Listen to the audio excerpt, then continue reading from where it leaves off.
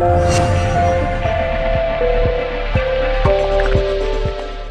Business Intelligence Reportingu sa budeme rozprávať s našimi dnešnými hostiami, ktorými sú Juraj Tobák, partner TPA Slovakia. Dobrý deň, pán Tobák. Dobrý deň, prajem.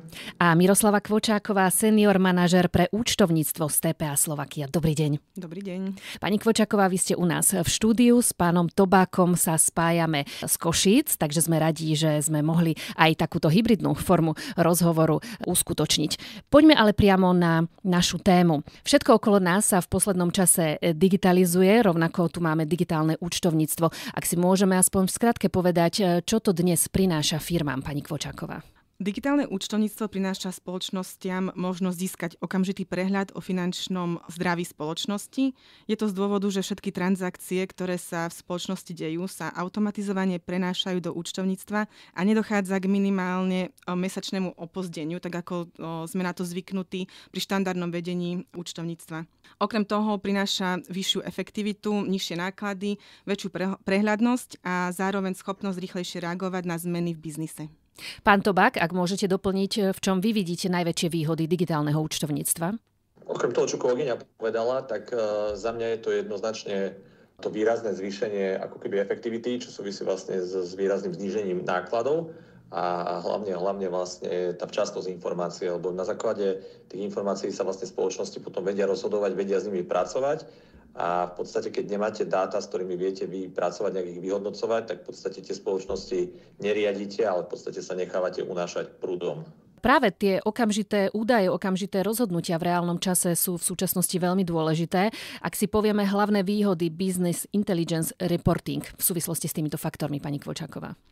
Hlavné výhody Business Intelligence Reportingu sú v tom, že naozaj tie údaje vedia byť z účtovníctva, vedia byť vyhodnocované v reálnom čase. Ak nastane akákoľvek transakcia, automaticky sa zobrazí v reporte, čo znamená, že naozaj sa už nemusí čakať mesiac, kým účtovníci všetko zaúčtujú a nemusí sa čakať za kontrolérom, kým si vyexportuje nejaký Excel, spracuje tie údaje, ale všetko je okamžite k dispozícii. Mne osobne sa na Business Intelligence Reportingu páči aj to, ako je vizualizovaný, že sa tam vedia dať aj nejaké grafy, farby, ktoré už pri prvom pohľade vedia povedať, aká je nálada toho reportu. Či je trend sklesajúci alebo vstúpajúci. Čiže okamžite vidíme tie hlavné tendencie. Áno. Pán Tobák, ako vyzerá taký report? Poďme si to trošku priblížiť aj pre našich poslucháčov. Čo sa týka vlastne reportov, tak máme nejaké štandardné a potom máme nejaké ako customizované, respektíve manažerské. Ako som spomínal, máme viacero typov reportov. Tie štandardné sa skladajú zo súvahy výkazu ziskov a strát a z výkazu cash flow. Tieto postačuje sledovať primárne na mesačnej báze. A okrem toho ale pripravujeme aj reporty na mieru, kde je vhodné ich sledovať na dennej, týždennej a rovnako na mesačnej báze.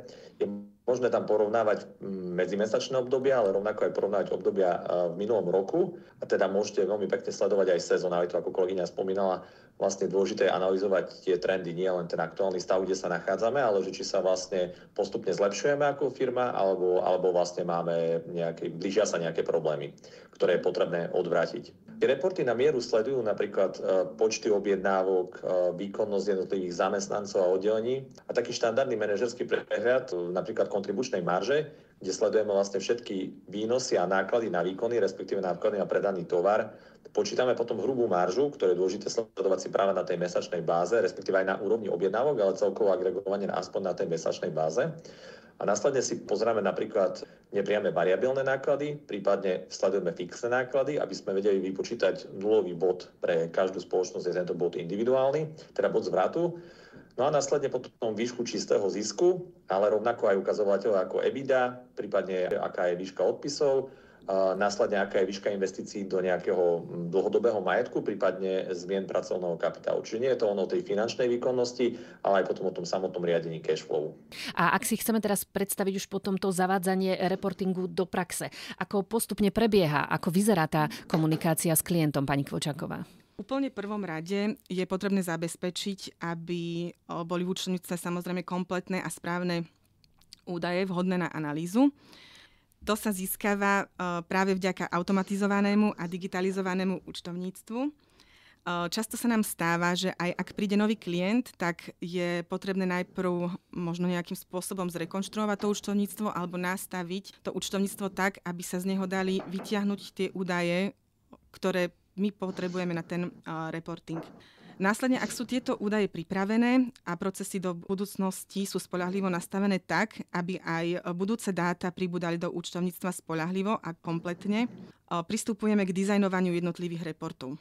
Tento proces trvá od niekoľko mesiacov do cca 1 roka. A pán Tobák, nás samozrejme počúvajú poslucháči, ktorí majú menšie firmy, tí, ktorí majú väčšie. Ak by sme si mali povedať, aké sú vôbec typy business intelligence reportingu, môžeme si ich nejako rozdeliť práve medzi tie menšie a väčšie. Tak v podstate pre menšie firmy, ktoré chcú mať rýchlo dostupné aspoň nejaké základné reporty, to sú práve tie štandardizované, súvaha výsledovka cashflow, tak máme predefinované šablóny, ktoré vedia mať dostupné skoro okamžite za relatívne nízke poplatky. Samozrejme stále je tam ten predpoklad, že to účtovníctvo musí byť v poriadku. Čiže to nasadenie reportingu je veľmi rýchle. Skôr komplikovanejšia časť je vlastne tá štruktúra tých dát, ktoré vlastne vstupujú do toho reportu. Pre tieto väčšie, ktoré chcú ísť do väčšieho detailu, tak vlastne poskytujeme možnosť customizácie, ako som spomínal, tam vieme vlastne vyhodnocovať už čokoľvek, čo sa vlastne v tej firme deje a prechádza účtovníctvom. A keďže vlastne účtovníctvo zachytáva všetky peňažné toky, v podstate, ktoré sa dejú v spoločnosti, tak vlastne všetky dôležité informácie sa nachádzajú aj v samotnom účtovníctve. Ešte by som možno doplnil, že tento proces trvá v podstate od niekoľkých mesiacov do cca 1 roka, ale zároveň aj nikdy nekončí. Aj po roku stále klienti prichádzajú s potrebou nových a nových reportov. Čiže v podstate celý ten proces toho nasadzovania funguje na nejakej báze šprintov, kde vlastne raz za 2 týždne si zavoláme s klientom, odprezentujeme, čo sa nám podarilo pripraviť, klient si zadá ďalšie požiadavky a následne pracujeme na ich zapracovaní. A tento vlastne cyklus sa neustále opakuje. A čím je väčšia tá spoločnosť, tak ten proces je o to náročnejší, ide do väčšieho detailu a vlastne aj potom tá spolupráca oveľa dlhšie trvá. Ako môže ale taký business intelligence reporting zlepšiť celkovo finančné rozhodovanie vo firmách, pani Kvočáková, aj z nejakých skúseností konkrétnych s vašimi klientmi? Business Intelligence Reporting pomáha zlepšiť finančnú výkonnosť firiem násobne, pretože ak má spoločnosť dobrý biznis model, ale nemá prehľad o svojej efektivite a efektivite nákladov, ktoré vynakladá počas mesiaca, prípadne sa nepozerá na jednotlivé súvislosti vo firme, tak môže dosahovať štandardnú ziskovosť porovnateľnú s trhom. Ale ako náhle začne používať online reporting, tak sa jej otvárajú nové možnosti a keď na nich správne zareaguje, tak dochádza k násobnému zvýšeniu ziskovosti v porovnaní s konkurenciou alebo trhovým štandardom. Manažéri v takýchto situáciách vedia prehodnocovať svoje rozhodnutia v procese, nie až po ukončení zákazok alebo po ukončení mesiaca, ale vedia to urobiť hneď. Je to flexibilnejšie, opäť dá sa okamžite reagovať. Ja by som vlastne dodal možno taký dobrý príklad, kde vlastne u našho jedného klienta pri zdvojnásobení obratu behom 2 rokov našej spolupráce a behom roka od nasadenia reportingu sa mu podarilo zvýšiť ziskovosť firmy 5-násobne. Čiže tu môžeme vidieť, že vlastne keď využívate informácie z reportingu a následne aplikuje zistenia do riadenia spoločnosti, tak výrazne vie vlastne zefektívniť všetky náklady. Takže až 5-násobne sa to podarilo zvýšiť. Aké sú najčastejšie chyby pri implementácii business intelligence reportingu z účtovníctva, pán Tobák? Tak najčastejšie, ak sa nepoužijú správne dáta. Často je to kvôli tomu, že vlastne máme tam nejaké neporiadne účtovníctvo, kde vlastne analyzovať ten neporiadok vám vlastne prinesie len vo výsledku neporiadok. Čiže prvé je dôležité tomuto sa vyvarovať a opraviť tieto nedostatky. Zároveň nedostatočne sa nastavia procesy a nesprávne sa interpretujú dáta v nesprávnom čase. Preto je vlastne aj dôležité zaškoliť všetkých zúčastnených, hlavne teda zamestnancov spoločnosti, čiže jednak tých, čo dáta získavajú a vlastne zabezpečujú ich vstup do účtovníctva, ale aj tých, čo ich potom čítajú a používajú. Do akej miery sa firmy na Slovensku spoliehajú na tento reporting pri finančnom riadení?